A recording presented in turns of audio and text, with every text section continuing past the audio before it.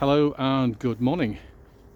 Tal here from the Ambient Life, and this is the next place that I wanted to share with you guys.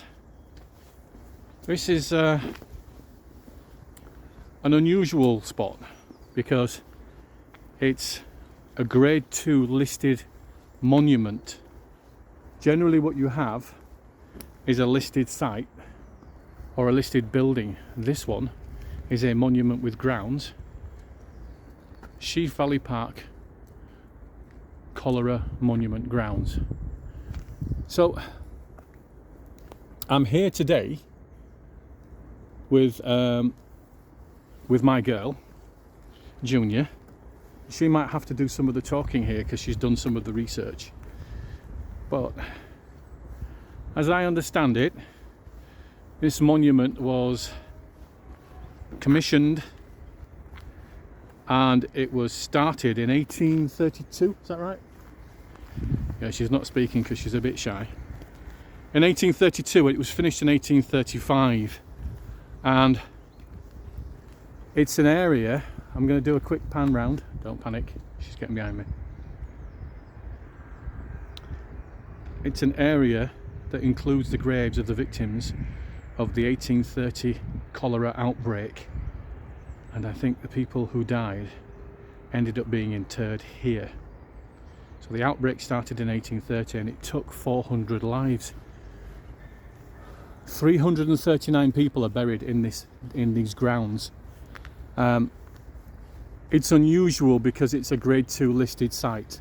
This monument, therefore, rather than being something that should be preserved, which is what you would say about a grade 2 listed building in the UK, this comes under a site or a monument or memorial of national significance, therefore has to be preserved. So this whole grounds has a preservation order on it. The initial sort of request or requirement for this to be built was done by Gilbert, the 7th Earl of Shrewsbury, in 1616. He said that a site needed to be done. But I think it was possibly the Duke of Norfolk that ended up doing this. But we'll have a look some more. As you can see, it's huge. It's bigger and taller than the trees. And it's set specifically here because it overlooks the city and gives you an extremely good view of the city of Sheffield. Now, before we approach it, I'm going to walk over to the side there to have a look at this grave, because it's been erected there. It's been placed as a point of specific importance. So I think it's worth having a quick look at that first, and then we'll look at this monument proper. Okay. So here we go. Just turning over here. It's a cold day in January yet again, but it doesn't detract from how amazing the place looks. And yet another peaceful place for people to come and sit and just enjoy the time. Whilst it was a monument because of cholera, it's also a place where people can sit and just enjoy the view. So this says, in memory of John Blake Esquire, aged 49 years, he was elected Master Cutler in 1881 and died of cholera. What's this? Is it 1831? I reckon. Yeah, 1831, sorry. And died of cholera on the 30th of August 1832 in the what? In the month of his office, 12th month of his office, after a few hours illness, and was buried in the same day in this secluded spot with many of the townsmen who fell victim to the same calamitous infection or infliction. His surviving brothers erected this monument as a testimonial to the what? To the affliction Yes, I think so. and the And a record of the event. of the event. In the midst of life, We are in death. we are in death. Thank you, Junior. It's January, it's got leaves all over it, so I'm not very good at reading it like that. I think on a summer's day I would have got that without the need of aid. Or maybe I'm just getting old. Okay, let's keep moving. I'm going to move towards the monument so we can have a look at that. So, Master Cutler.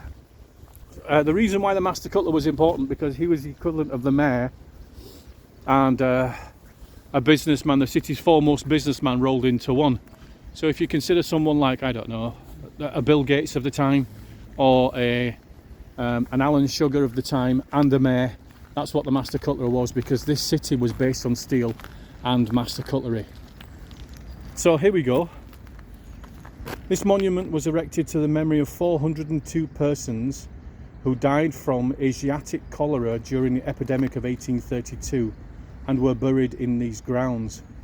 The total number of persons attacked by this disease was 1,347, and amongst those who died was the Master Cutler for the year, Mr. John Blake. The foundation stone was laid by James Montgomery, the poet, 11th of December 1834. So it is 1834.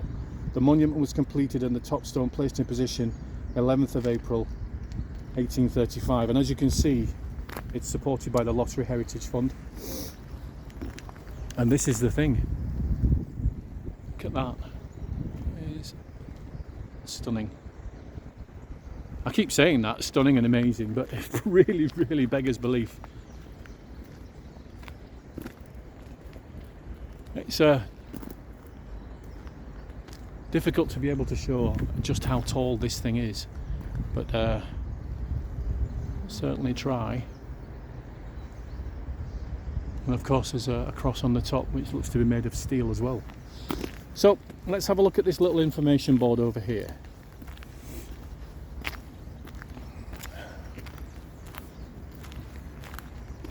So this is a map of the grounds and the area.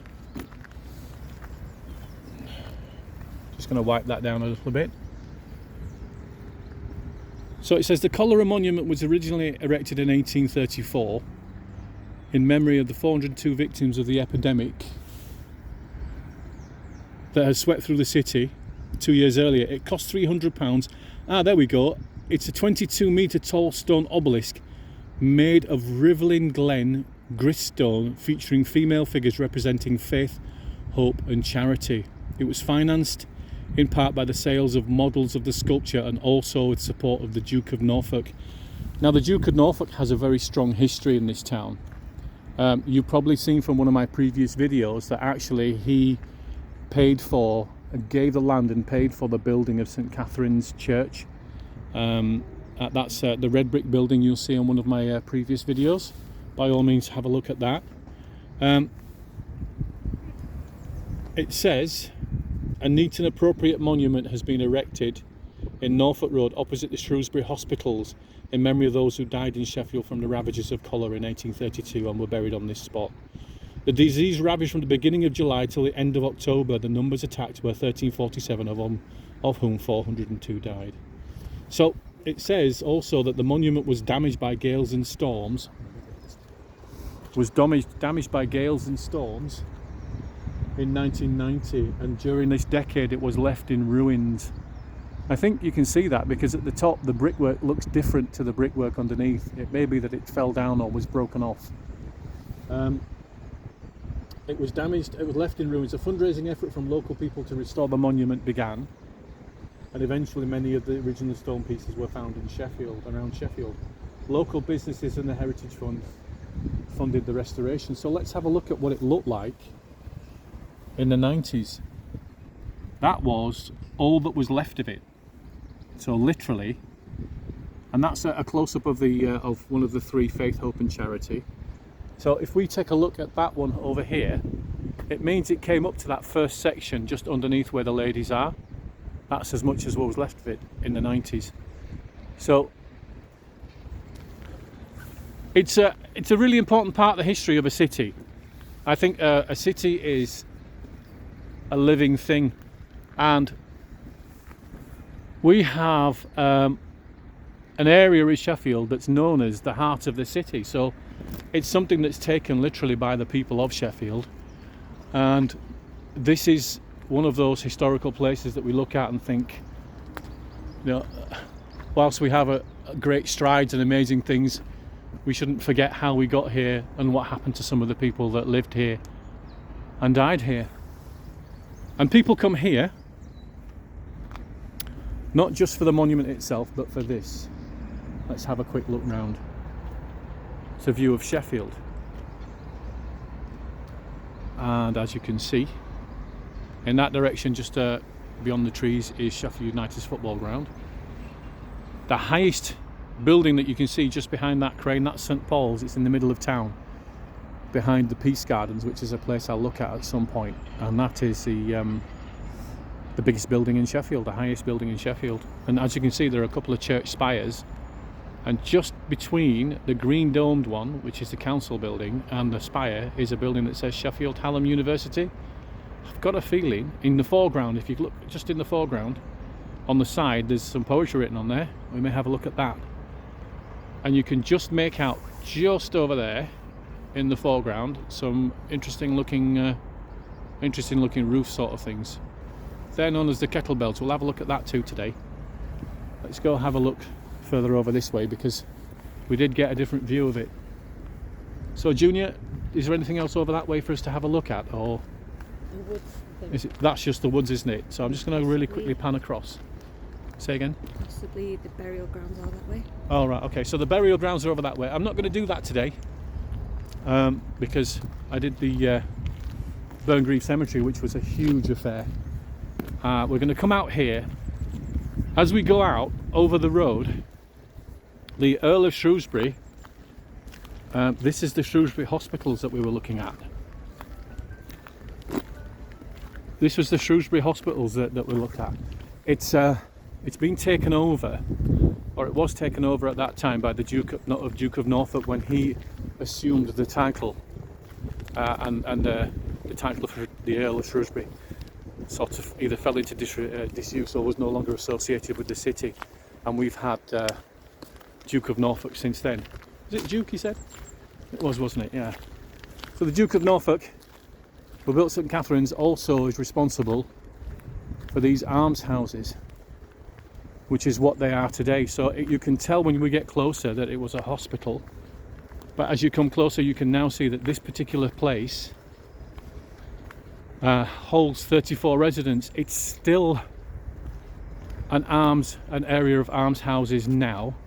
It's still administered by the current Duke of Norfolk on behalf of parishioners. So for those of you who don't know what almshouses are, generally what used to happen is parishioners who became elderly and infirm, who used to work either on the estates of the Duke or just worked in the city and ended up in destitution, and these were generally church-going parishioners all of their lives. They were given homes to live in and were looked after and cared for by the church. The Duke of Norfolk, as we know, is a Catholic, or was a Catholic at that time, so these are his almshouses, and they've been passed through from generation to generation, and I think there's only two running in the UK today. One is in Sheffield and one is in Cornwall, and this is currently a running place. There are 34 people living in the almshouses in this part. I've had a conversation with the estate manager to see if I can come in and film it for 5 or 10 minutes, if I'm allowed. It may be that I'm not, so I'm just taking some film of that now for us to have a look at. So this would have been the hospital. Just going to take that up here a little bit. This would have been the hospital that the sick came to, right out of the way of the city. And those that passed away, unfortunately, ended up buried in here. And then the monument was erected for them. So that's that. That's one of the sort of more well-known monuments of Sheffield for very sad reasons, of course. And it's still here today, a part of our history. So guys, I'll leave it there.